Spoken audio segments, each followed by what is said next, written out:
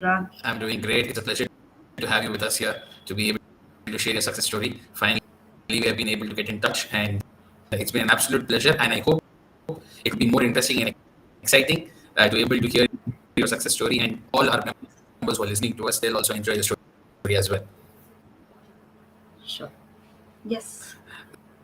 So, as we all understand that you have come from such a very challenging background. And before we get into the details of how you started a business and how you came into it, a little bit about your background and from where you come from, and so that our audience understands it better. And from there, we take it forward. Okay. So, hi, all of you watching this. So, this is Krithika, as Jubran just discussed. So, I come from a background of a Marwari family, a typical Jain Marwari family, where, being brought up in a family of three daughters, I'm the eldest of all. And, all of us know generally how this background is. So, coming into that background and thinking about entrepreneurship, taking up ownership of doing some business on your own, and it was not easy, but yes, my parents have had that broad mind, to support me, and they've always been like, do what you want to and do what your heart says. So they have been the pillars behind my success. They have been the people who have actually motivated me.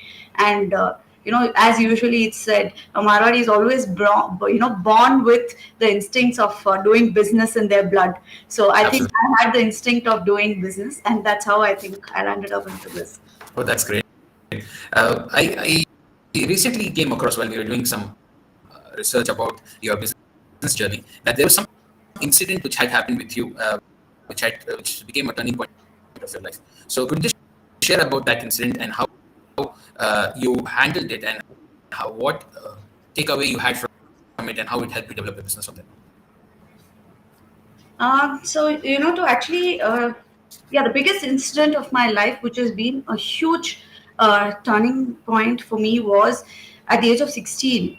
I was still a school going student. I was doing my 12th standard, and there was a big fire accident that I had got into. And that fire accident, actually, I'm thankful to God that it happened so early in my life, that it just turned around my life into, whatever I am today or whatever I'm going to be. I think it is because of that one accident, which actually totally changed my thought process and the way I look at things from thereafter. So after that accident, when I was, almost 3 to 4 months, I was not able to study. I was not able to go to school. I was not able to do my regular activities because I was hospitalized and all those things. So that, was a very big burden on my mind at that point of time, that I've lost so much of time in life. I need to do something big. And that's what actually started triggering me into doing different things. And I started, going for classes. And then that little entrepreneur mindset actually started me, where after that accident, I went for some classes and I learned making perfumes, paint balms. And then I said, when I know something, why not put it to use? So then I started preparing it. I invested the money which I've saved. As a child, you always get that pocket money. So I used to save a little out of that and spend little. So that money I put into investment, and that was my little journey of entrepreneurship, which began at the age of 17. And I started making paint balms and perfumes at home, and started selling at different small exhibitions and all of that. So after that is when I was very clear that I wanted to do interiors. And the whole motive behind doing interiors was, as a child, whenever I went to different places, it was always that, why is every place different? When you go to a place, every place is giving you a different vibe, right? So who is that person behind it who's actually doing it? So interior designing was not a stream which was too much, in trend, about 8 9 years back. So I was like, who is behind this? And then slowly I started my research, and I came to know that there's someone called as interior designer who's actually behind making these beautiful places and giving us those different experiences. So there is where I picked that, I always like helping people. I'm more of a giver. I would go, I can take any, I can go a long way to do something for someone else. So that one thing actually triggered me to take up this field of interior designing, where I can actually help people realize their dreams. And most importantly, the theme was that you don't have to be spending extravagant money to actually get interiors done, but every individual deserves to be hired, able to take professional services to actually realize their dreams. They don't have to feel sorry about not being too wealthy to get an interior design and all that. So that's how I started this, and this is a passion driven business that I do. That's a great story. But before I move forward, I wanted to understand. So you said you were in an accident, and how long you had? I mean, how long were you not mobile? I mean, how much time did you have in your hand that time? How long was the accident? Yeah, The the recovery setback of the period. accident. Yeah. So I think it was almost 43 days that I was at the hospital itself, Mhm. and when I came back home, and I was still, I was supposed to be in a closed environment because I could have been prone to, you know, allergies or I anything see. else because it was all open So your injuries. recovery period would have been approximately a year, if I'm not wrong. 3 to 4 months 3 or 4 months. to actually stand back and keep going doing things Exactly. alone. So in the three four Precisely months, a year. so in the 3 4 months, what did you think about? What motivated you? What did you learn in the 3 4 months? Something which really still holds back and still pushes you forward. So what I learned, I would say that the never to give up attitude. Life, you never know when life would end. So just live every day, to the fullest. Live every day that today is the last day, or today is the first day of the rest of my life. So that was one thing which I really learned which was very very powerful for me at that moment. That you need to have that inner strength. No one outside is going to motivate you, but it's you who has to be the motivator for yourself. The grit has to come from inside. If I would not have had the grit from inside to do something big, I don't think I would have come this long in my journey. And what inspired that grit in you? Was there any sense of inspiration? Or was it your parents? Was it some story or something which came to your mind which triggered that level of grit? Sorry, And Jubran, I'm actually losing out on certain words because your voice is breaking in between. can you hear me?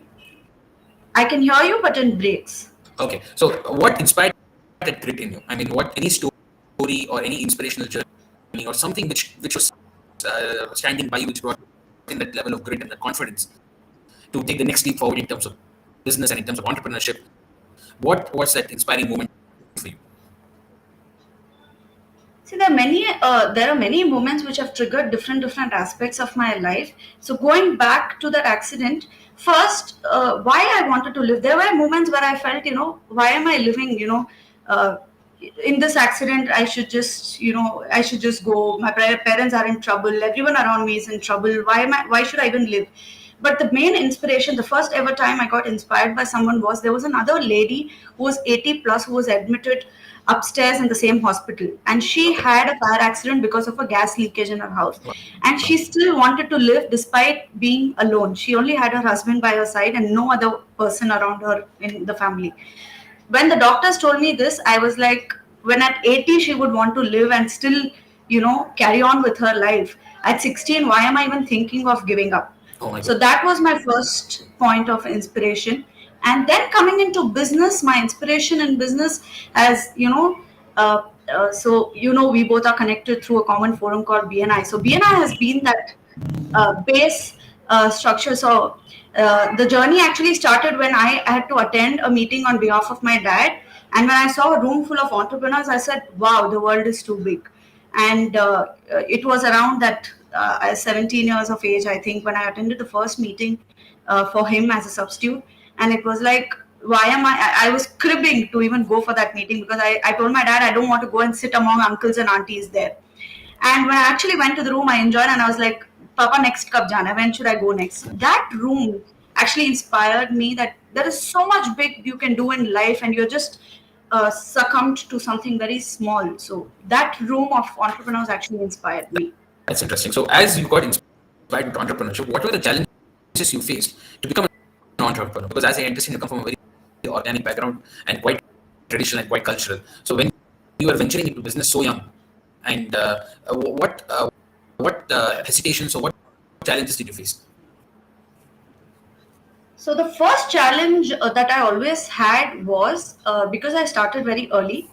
the first challenge I had was whenever I used to meet clients, people used to be like, she's excellent with communicating, she has work to be shown, and everything is there. But will she be able to handle the project because of my age? Mhm. So that was the main challenge I always had in the beginning. Bade size ka project, big projects, how will she be able to handle it? Will she be able to manage the whole crowd? Why will people who are so experienced, laborers who are so experienced, listen to her? So that one point, I was actually losing out on projects in my initial days. Majority of the big chunk of projects that I was receiving, I was losing it out at that point. And then when I went back to my mentor and asked about this, and he said, Kritika, do a simple thing that when you go to them, instead of talking, I think sometimes people end up thinking that, she's talking so much. Is she really going to put it in, action? So just go and show them that, these are the clients you've worked with. This is what you've worked as in terms of work and what best you can offer them. So that implementation actually helped me change the perception of people towards me as an entrepreneur also. And then I started seeing bigger and better projects getting converted, and Kriti Interior started doing a lot of good work and big work in the market. That's nice. So generally, when you have a client which comes with a tight budget, how do you approach a tricky client like that? What is your go-to strategy? So when a client comes with a tight budget, what do we do is what you're asking, right? Exactly. Because To be very very challenging, honest, it's a very conservative, very challenging industry. So you have always this tight budgets and constant changes, constant correct. iterations. You have a design, they want something else. So how do you manage this situation where you have a tight budget and you still deliver the best result? See, we have a very different way of taking projects in. One, we spend a lot of we spend a lot of time with the client before even we take up the project. We are not hesitant about that. It's okay. It's time invested with the client, but that actually paves us a lot of way to actually understand what client exactly wants, and we're able to deliver that to them in one shot. So that has been our strength. Now, clients coming with tight budget, to be very honest, every client comes with a tight budget. Every client comes with a tight budget, where you will be thinking that the client should be spending at least 80, 90 lakhs on this project, and the client would say, no, I have only 40 lakhs, 50 lakhs to spend. Or you think they need to spend at least 20 and they will be like 10. But to be honest, this industry, interiors, is such a industry, such a business, that it's a huge market. It's a huge market, and we have been able to tap that because of the knowledge that we carry in terms of the materials available in the market.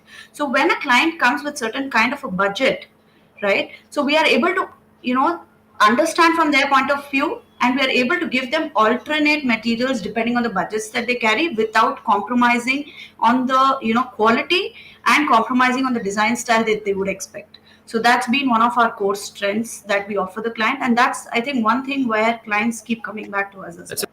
a very interesting strategy. So if the client has a tight budget, start giving them options when it comes to materials. That would diversify your knowledge process when it comes to materials, and that way you'll be able to Exactly. give a good result in a budget. That's interesting. Exactly. What is something which in recent, so as we understand that the trends are changing, there's so much of competition in interiors, and there's so much of constant changes in the thought process of people and interest levels. So what style has been inspiring you the most directly when it comes to designing, and how do you manage that constant trend change? How do you keep up with the trend? So I'll tell you what, people today, for an interior designer or an architect, the biggest competitor today is not another architect or an interior designer. The biggest competition today is your Google, your Pinterest, and all of that. So the clients are the best motivators who actually help you set the trend. So they will always come with 100 photographs in their phones, and they will be like, Kritika, this is what we have sorted, and this is the style that we're looking for. So the clients themselves inspire you, and they push you to actually take up something new. So that is one thing. And to be honest, to share with you, my personal favorite style of design is a traditional kind of design. I love doing that because that is something evergreen. Talking And about Indian traditional, or talking about European traditional, or more of that South no, I'm Indian? talking about the designs being traditional. A lot of woodwork, and the typical South Indian chettinad style of design. That's my personal favorite. If a client says, Kritika, the project is all yours, we don't have a particular design to suggest, you can just do what you have to, or I have to do my own home, then I would go with the traditional style of designing. That's interesting. So as you were into the business journey, and I'm sure you would have faced a lot of challenges. Can you share with us one challenging story which you faced during a project, and how did you handle it, and what did you learn from it? So I would highlight one or two stories here. No, some critical projects. I would not want to name the client here, but yeah, one of the projects that we actually stepped in was like, we had quoted for the project and we took up the project and everything, and suddenly after a few days the client said, no, I think we want to go with someone else before starting the project. So you can't stop the client. The client is end of it, the decision maker, at least until he has paid an advance to you. So we said that's fair enough, so it's okay. So anytime, so we always have this habit, even if it's a no from the client, we still like to close it on a good note, saying that it's okay.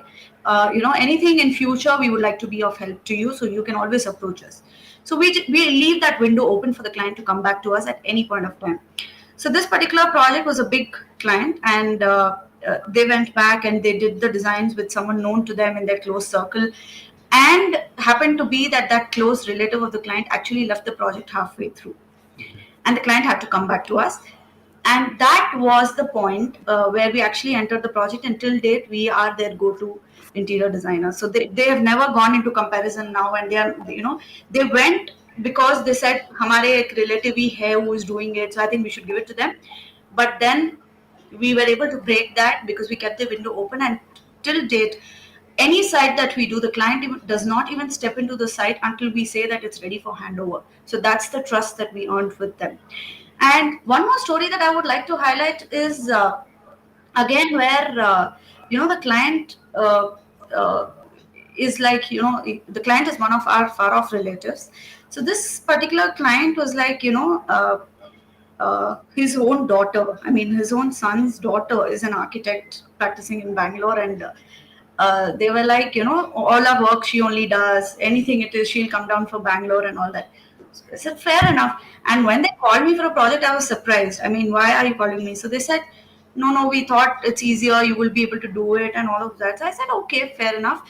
But, there was that pricking happening. This girl from Bangalore used to come down and she was like, aise karna chahiye, waise karna chahiye, this is how you should do it, that's how you should do it.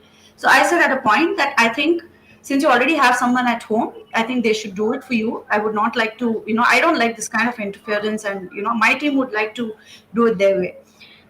So this client was surprised, and we actually left the project halfway, not, left the project as in we were like, nah, yaar, this is not the way we want to work, because we know what the client exactly would want and what we can add as a value to them. So there was a break of about 5 to 7 days in between the project, and this female takes over and she is not able to handle the project. And then the client, again, from that moment onwards, today we just have, he just has to make a call that this is the project to be done, and we just go ahead even without quotations given to them. So that's the trust that they have seen, that despite being an outsider compared to a person who is actually staying with them and knowing their taste in and out, living with them, but still we were able to understand better in terms of their requirements. So that's what I was trying to highlight, that we are very good at catching the nerves of the client, understanding exactly what is right and wrong for them. It's not about just selling them a product or giving them the service, but it's about giving them what they like and not just forcing them to take what we would want to give it to them. That's interesting. So as a female entrepreneur, what are the advice or tips you like to give upcoming female entrepreneurs in terms of what they should be strong at to achieve a significant growth in business? The only thing I would say is, to any female entrepreneur, I understand that it is difficult, because we keep hearing a lot of negatives outside and all of it. I think as women of today's world, we should be that strong. We are all backbones of our family. All of us are backbones of our family. Same is with the outside world. We are the backbone of our country. We are the backbone of the industry that we belong to. We should never be hesitant and walk out boldly. I think the world is just going to come and, come and help you. If you want to do something, if you've decided to do something, there is nothing that can stop you from doing it. So don't be scared of taking that first step. It is always scary to do it. I was also scared because the field that I belong to, day in and day out, I'll end up working with a lot of men around me, right from the labor class to the, you know, someone who's an HNI also. So we deal with all kinds of people in our industry. But trust me, if you can have that confidence in you, if you can believe in yourself, there is nothing in your way which will stop you, and the world will fall at your feet and will support you for anything that you want to do. And I can vouch for that. As a woman, you never have to be scared about taking a step, because we believe it or not, the women are stronger than men. Nothing to put down the men, but we are stronger, and that's a God gift that we have got. The inner instinct of a woman. It's just that we sometimes stop ourselves. There's no one outside who can actually stop us. I agree with that. And I like seen it upfront that I feel that the way women handle things is much more sophisticated, and they have a very disciplined approach towards things. More power to all the women there. In regards with projects, when you have multiple projects in hand, how do you manage your time? And how do you manage? What is the key here to balance between multiple projects? It's simple. It's just about the priority. At that moment where you're required, you have to be there, and it is all about planning. So we have done projects where we have had handovers on the same day. We have handed over 2 or 3 projects on the same day during the same timelines. But it's all about planning and management. If we do that right, it's easy to do it. It's all about planning, right? So yeah. Understood. In regards with your personal routine, to be an entrepreneur requires tremendous discipline. So, what are the things you enjoy doing to become a better entrepreneur? And how do you generally go by your usual day? Your voice again broke, Jubran. In regard as an entrepreneurial journey, you need to be extremely disciplined, and you need to have a very strong approach towards your work ethic as well as your personal life. So, what is your usual day routine, and what are the things you like to do to push yourself to become a better entrepreneur? For me to become a better entrepreneur, I think any entrepreneur, we all require a network. It is more about building relationship with people outside. It is all about expanding your network. Right now, I've personally been very succumbed to a particular kind of network. So the next steps that I'm already is in plan is, expanding my network, being part of different social groups, different kinds of groups which are into different activities. So expand my group that ways and build my network. So that's my next step towards getting myself stronger into this journey of entrepreneurship. And yeah, that's what I would do. So, when it comes to networking, since you've spoken about networking, how do you break the ice when you go to a particular place? I mean, what did you learn about networking in the last so many years? Because I see you networking so well, as I see you in BNI. So, what was that one thing which you learned? Because networking is not an easy task. It comes with a lot of experience and a lot of confidence. So, what is your go-to strategy to break the ice? It's very simple. I think if you're going to be interested in the other person than trying to show yourself interesting, I think that's one place you can just break the ice straight away with the opposite person. You just have to be interested in them, and once they start opening up and they start feeling comfortable, then they will all be ready to listen to what you are going to be sharing with them. So it's about this is one thing I've learned in BNI, that you need to be more interested than being interesting. That's a very powerful statement. Be interested in the other person so that they can be interested in you. Quite interesting. Can you describe a time where you had to compromise on your designs or on your ideas just because a client was being a little naggy? And how did you manage that situation? What do you do at that particular point of time? I think majority of the projects we have to compromise on our ideas somewhere, because client sometimes gets very very particular on what they want, and but we still more than design. I know as an interior designer, when I say this, it might sound a little awkward, but to be honest, more than design, we believe that it is about making the best use of the space available to you. It is more about utility management over designing. So this is the strength that we also have, that we are very very good at doing utility management of any kind of space that you would give me in my hand. So say for example, if you've given me a plan, I can give you at least 15 to 20 options for that one plan, with different utilities and different space management for it. So designing comes next. So when a client comes up with certain options, because see they have a huge world. It's not like the earlier days where client didn't have knowledge about things. Today people come with a lot of knowledge. They in fact, it's like, when you sit in front of certain clients, you feel as if you're sitting in the exam hall and they're testing your knowledge sometimes. So that's how it feels sometimes with some clients, right? So when they come up with these ideas and things like that, uh, we listen to them. As I said, it's all about being interested in the opposite person. We listen to them patiently and we understand what and why they're actually asking for certain things. And the first question we throw to, if it is not okay, or if it is not going to suit their design style, or if it is not right for them, we don't straight away say no, or we try to talk to them, we try to make them understand, and we address their why. Because it is always important to address the why of the person. Only when you have a strong reason to do something is why you would want to do that particular thing. Like, for example, if you're sitting on an interview now, there is a reason to it, there is a why to it, right? Why did Jubran had to approach me, or why did Krithika have to agree for doing this interview? So everything has a why in it. That's what we triggered the client to understand, that why do you want to do this particular thing. And if that answer is convincing to them and me both, and then we come to a compromising situation where, no, this is, if this is your why, then this is not the design you need to go for. Maybe we should do this. In fact, 3 days back, I was having a conversation at 11:30 in the night with my client on the chat, where the client said, no, Krithika, the space is too short in the dressing table that we are making, and it might not fit, it is not very accessible, and all those things. So in the text, I was making her understand, okay, ma'am, what is the purpose, how much you want to store, and all those things. And then we commonly concluded, and the client was happy and I was happy too, that I didn't have to compromise on the design, and the client was also happy that they got what they wanted. So that's the way we try to take, rather than compromising, but coming to a mutual solution together.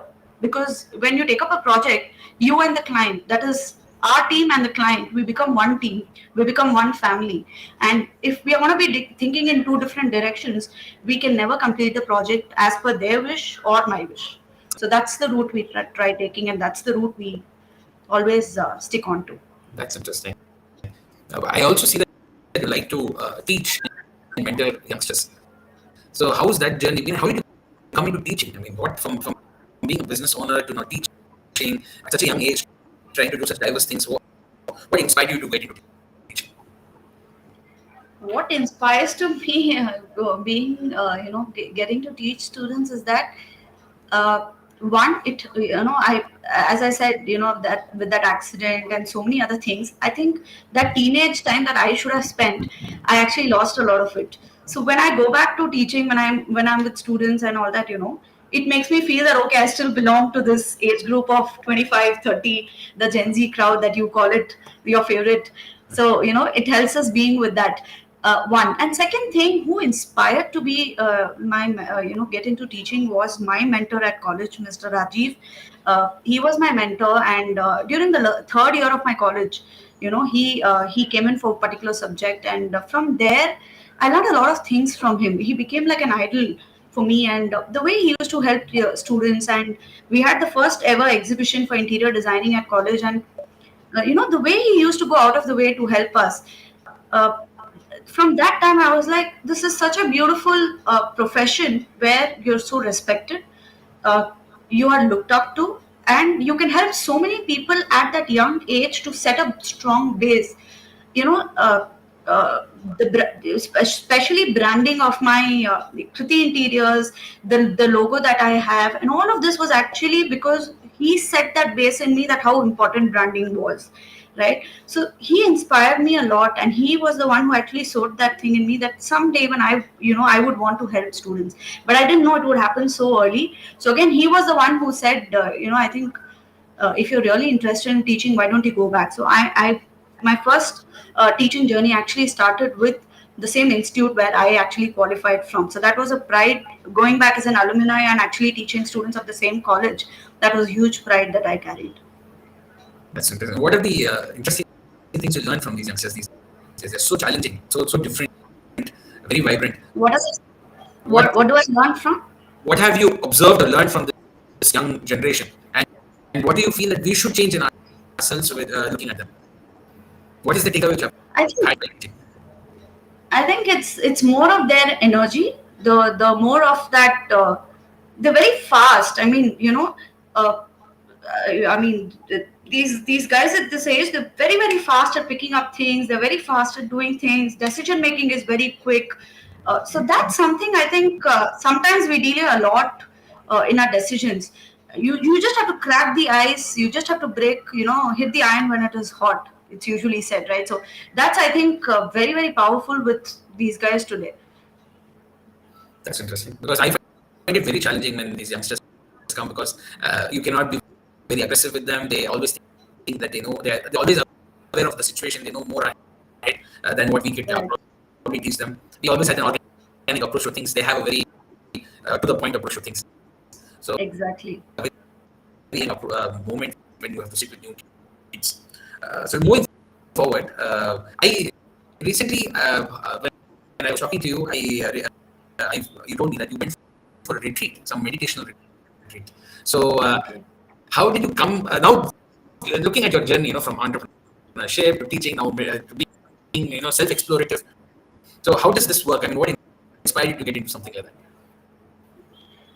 that? So I didn't know this was coming to me, but yeah, okay. So, you know, uh, as I said, I'm a product of my parents and my mentors. I'm purely a product of my parents and my mentors. Whatever I am today, it is because of them. It is because of them standing by me. It is because of them giving me that feedback at every point that I would have required. They've never let me fall. And even if I've fallen, they've never let me feel that I've fallen, but they've always made the journey very smooth for me. So, this retreat that you just pointed, so I was at this retreat in the month of Jan this year, and I didn't expect what it was going to be. So this was a retreat with my Mahatria, and it was Mr. Sunil Sethia, who's been my mentor, who's the one who has actually shown me the way, who has always paved the way for my uh, my journey, like right from the BNI journey, my journey in entrepreneurship, my journey in my personal life. I mean, there's so much that I have learned from him, and I don't know. It's something I don't think I can ever ask God for anything more, because He's already given me such a powerful person in life who has always stood by me, and He's appreciated me in my good. He's corrected me when I've been wrong. So you always, I think every one of us needs that one mentor who actually gets you on track. I never knew. See, I've been following Mahatria since my school days, to be very honest. The first ever magazine that I picked up was the Frozen Thoughts. It used to be called as Frozen Thoughts at that point of time, and that was the first magazine I picked up in my school days. And I was always like, this it's such simple words. He would teach something, and somewhere it used to keep me on track. And once day suddenly, Mr. Sunil Sethia sent me a link, and he said, Krithika, I want you to register. As usual, no questions asked. If my mentor has told something, even if he comes and tells me that, Kritika, you just need to go and jump out of the window, I would do it, because I know that he would be standing down to hold me and catch me before I fall. So, that's the belief I have. So the moment he said, with nothing in the mind, I just registered the very day. And from there, my journey with my Mahatria started. And I've been learning so much from him, week on week, growth. One or two And that learnings from that retreat which has helped you in business. retreat has helped me in business. How, I will tell you. Uh, I've started thinking bigger. I've always been a dreamer. I will think big and I want to make things happen. But I'm seeing that my journey of growing big has literally been very, very fast. Every day is like a new opportunity. Every day is like something new is coming up, something unexpected is happening. And I don't know from where this is happening, where this power is coming from. But after the retreat, something that I've really picked up is staying in silence is very, very important. It's not always about being that tuck tuck tuck, but it is also about just sitting down sometime and just close your eyes and get yourself calm and silent, which helps you. So that's what I picked up from the retreat, and it's been helping me uh, you know do great things in business as well. That's interesting. Okay. Uh, what would be your goals in your future? I mean, what is your next 3 to 5 years goal? Where do you see yourself as a businesswoman in the next couple of years? So my goal in the next 3 years is that Kriti Interiors would be there present in at least three more cities where we are helping people achieve their dreams. And also, Kriti Interiors is very, very soon going to be a huge company where recognized at the national level, and we are on the journey to make it big. So that's the goal. That's interesting. So that's a very aggressive goal, and we really hope that you achieve those goals. But before we move towards the end of the session, some takeaways which we could, learn in short. Probably just three things you would say which you learned in your life till now, which people could just follow in a nutshell. So if they think about Kritika, what are the top three things they should, understand or think about? So one, as I said, just always carry that I am the strongest. Nothing can stop me. Always have that grit to do something big.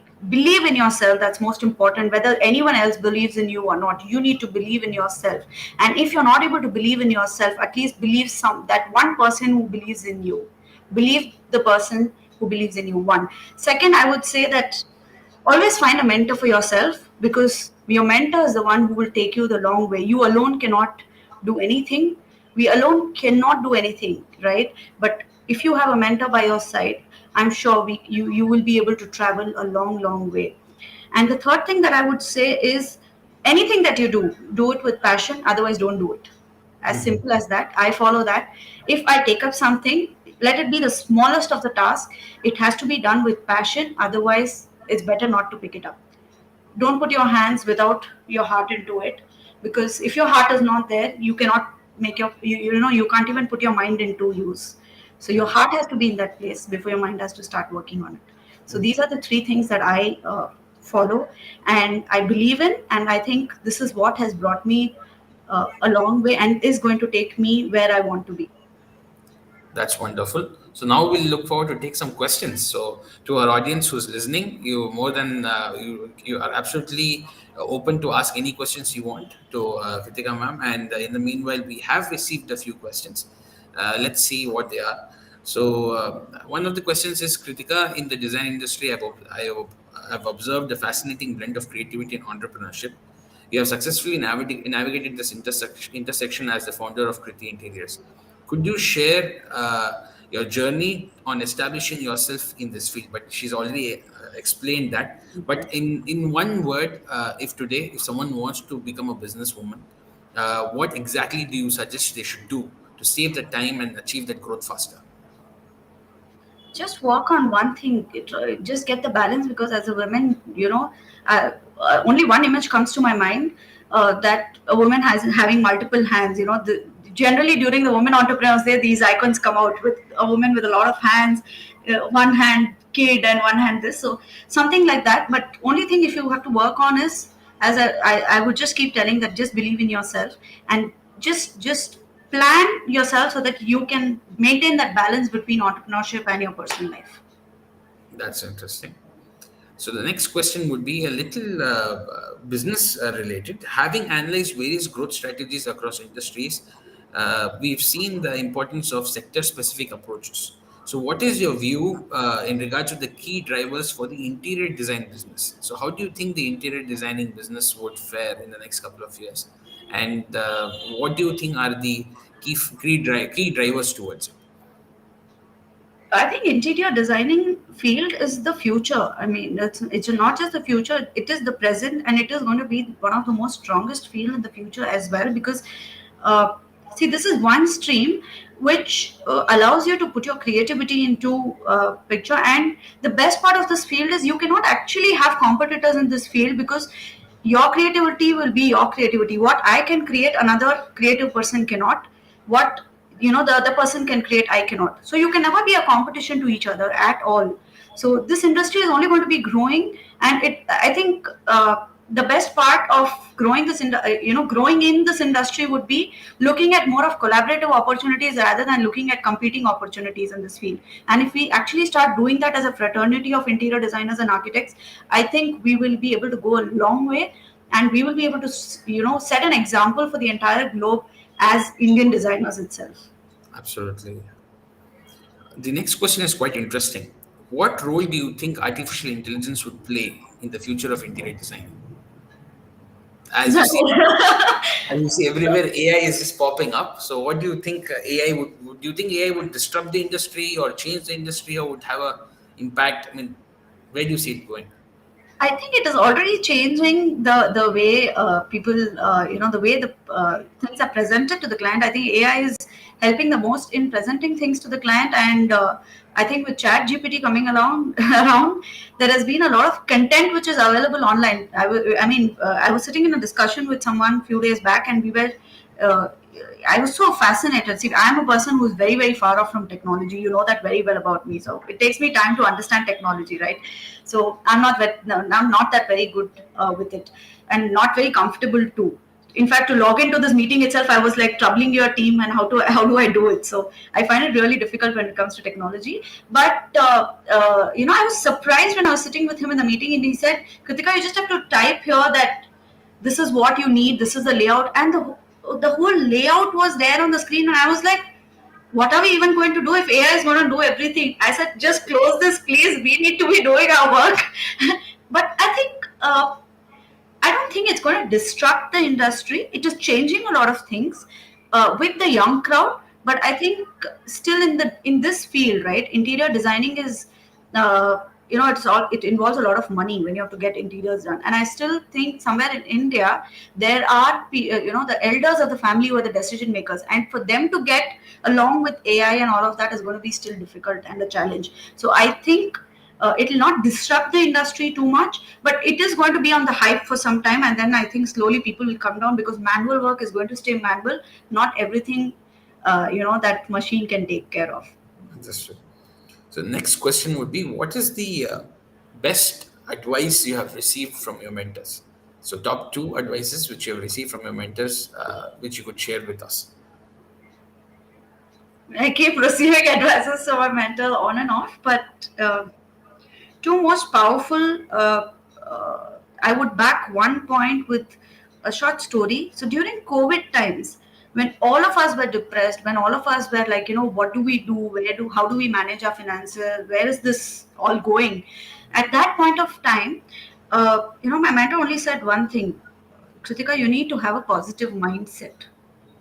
That thing has stayed very, very strong in me even today. You will not believe that just that small shift in my mindset actually helped me being equipped with a lot of projects even during the COVID time. I used to be on my system throughout the day working on my projects. I was busy even during COVID with just that small shift in mindset. One.